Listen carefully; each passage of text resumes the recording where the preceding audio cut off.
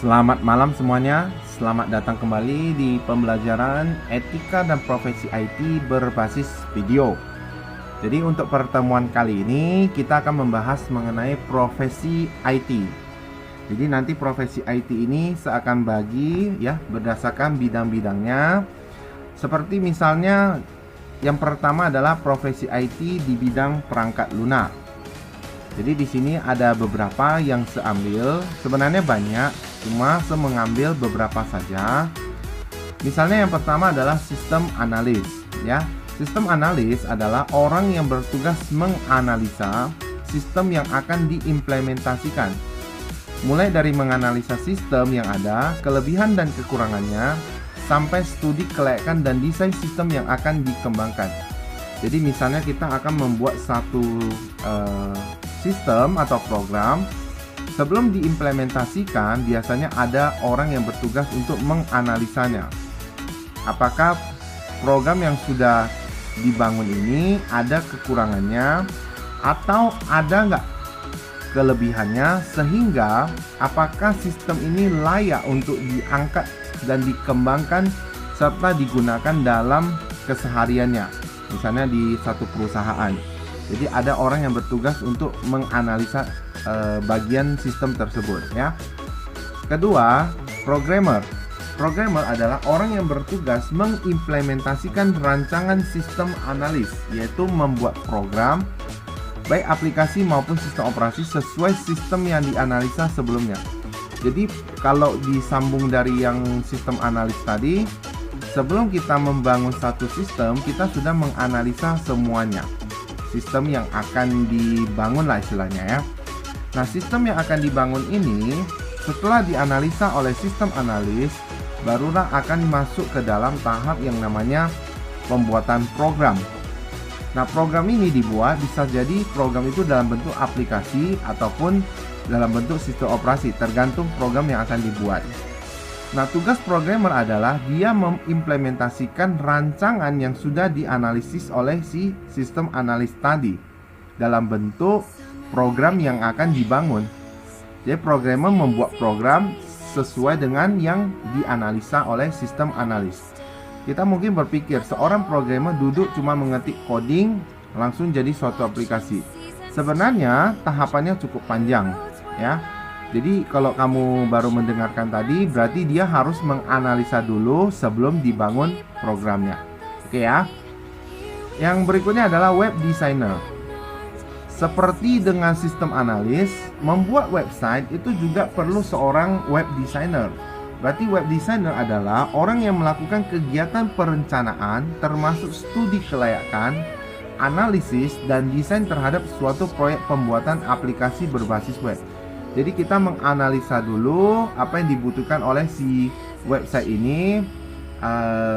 Misalnya kalau diterapkan dalam kehidupan, apa saja yang dibutuhkan untuk memenuhi kebutuhan dari permintaan seseorang misalnya.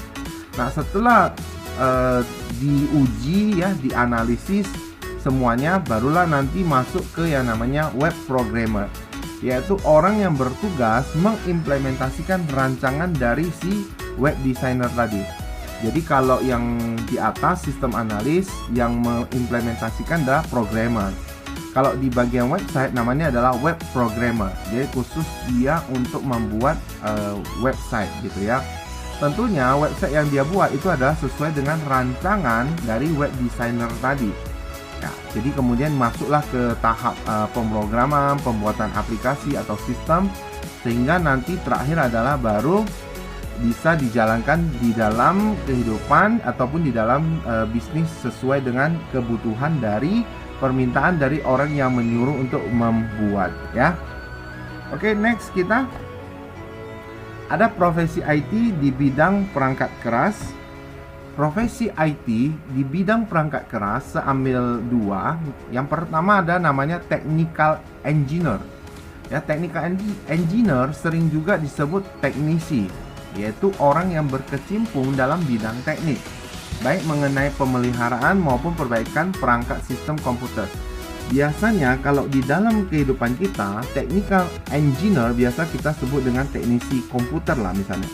Orang yang sanggup memperbaiki komputer ataupun istilahnya maintenance dari sebuah komputer, baik itu dalam bentuk sistem ataupun sebenarnya dalam bentuk hardware. Jadi technical engineer lebih ke arah bagaimana orang itu sanggup melakukan perbaikan terhadap satu sistem komputer, termasuk juga maintenance dari sistem komputer itu sendiri. Jadi technical engineer ini sebenarnya di dalam kehidupan kita sudah sering kita jumpai, jadi saya tidak perlu membahas terlalu panjang ya. Kemudian yang kedua ada networking engineer, adalah orang yang berkecimpung dalam bidang teknis jaringan komputer dari maintenance sampai pada troubleshootingnya. Kebalikan dari technical engineer, kalau networking engineer dia lebih bermain atau lebih ahlinya di bagian jaringan. Jadi mirip-mirip dengan technical engineer lah, cuma networking spesialisnya bidangnya adalah jaringan. Ya, bisa saja pekerjaannya adalah memperbaiki sistem jaringan sampai maintenance dari jaringan sampai memperbaiki troubleshooting dari jaringan tersebut ya. Kita next. Ada profesi IT di bidang operasional sistem informasi. Kita lihat profesi IT bidang operasional sistem informasi. Saya ambil ada dua. Yang pertama namanya adalah EDP operator. EDP kepanjangannya adalah Electronic Data Processing ya, ada di sebelah sini. Nanti kamu boleh lihat. EDP operator adalah orang yang bertugas mengoperasikan program-program yang berhubungan dengan Electronic Data Processing dalam lingkungan sebuah perusahaan atau organisasi lainnya. Biasanya untuk tugas EDP operator ini ya misalnya ya adanya memelihara ketersediaan dan update informasi. Terus dia juga bisa untuk melaksanakan fungsi administrasi berupa pencatatan ya, penyimpanan ataupun pemeliharaan dokumen seperti itu. Kemudian untuk EDP ini dia mempunyai tanggung jawab biasanya sih untuk menyampaikan informasi dan laporan yang baik serta tepat waktu lah, istilahnya kepada bagian tertentu yang meminta data-data tentang perusahaan misalnya. Kemudian EDP operator juga bertanggung jawab lah ya, misalnya untuk mengembangkan, memonitoring atau memastikan proyek-proyek IT lah sejalan dengan organisasi bisnis. Jadi EDP operator ini biasanya sih ada di satu lingkungan perusahaan, dan sebenarnya tugas dan tanggung jawabnya cukup besar untuk EDP operator ini karena langsung berhubungan dengan data dari perusahaan ya. Kemudian yang kedua, sistem administrator ya. Sistem administrator merupakan orang yang bertugas melakukan administrasi terhadap sistem, memiliki kewenangan menggunakan hak akses terhadap sistem, serta hal-hal lain yang berhubungan dengan pengaturan operasional sebuah sistem. Sebenarnya untuk sistem administrator itu tugas dan tanggung jawabnya itu cukup besar. Misalnya adalah dia bertanggung jawab atas kelancaran, konfigurasi, dan pemeliharaan sistem komputer perusahaan. Jadi kalau komputer perusahaan tidak berjalan dengan baik, maka sistem administrator lah yang harus disalahkan gitu. Nah, sistem administrator juga bertanggung jawab untuk mengidentifikasi dan memenuhi kebutuhan perusahaan seputar sistem komputer. Kemudian, sistem administrator itu juga memantau kinerja dari jaringan. Jadi jaringan komputer itu juga bagian dari sistem administrator. Kemudian tanggung jawab dia juga adalah mencari ya, menentukan penyebab adanya kesalahan jaringan. Jadi kalau di dalam satu perusahaan ada jaringan bermasalah, error, itu pekerjaan dari sistem administrator. Kemudian sistem administrator juga wajib menjawab pertanyaan yang berhubungan dengan sistem komputer jika ditanya oleh karyawan lain yang ada di perusahaan tersebut.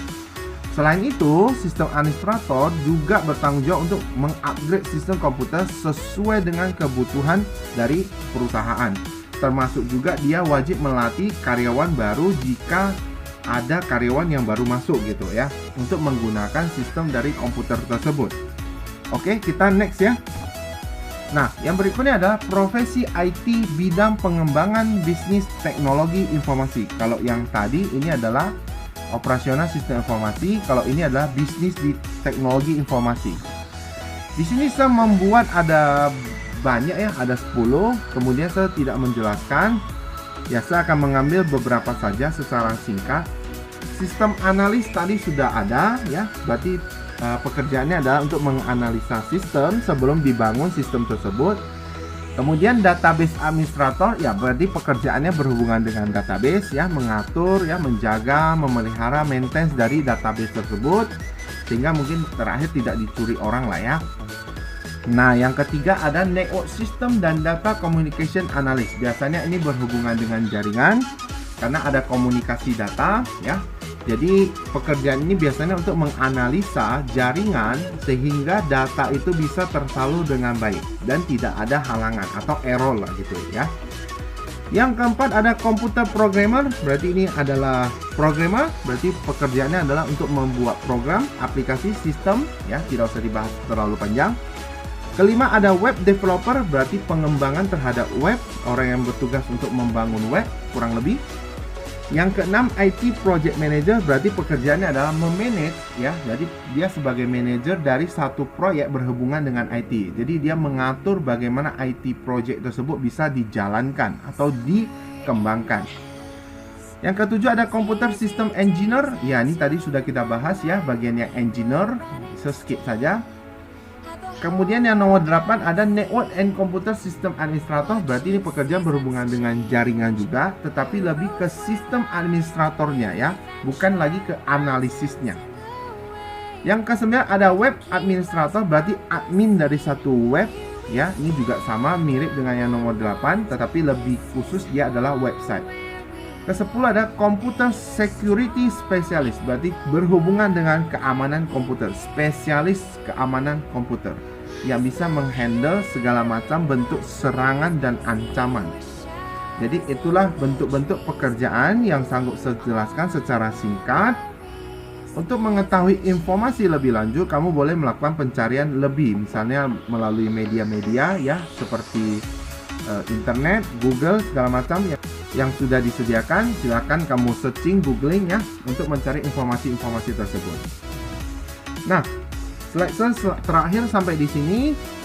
Terima kasih sudah mendengarkan dan memperhatikan apa yang saya jelaskan. Kita akan jumpa di pertemuan yang akan datang. Dan ingat senantiasa untuk semangat.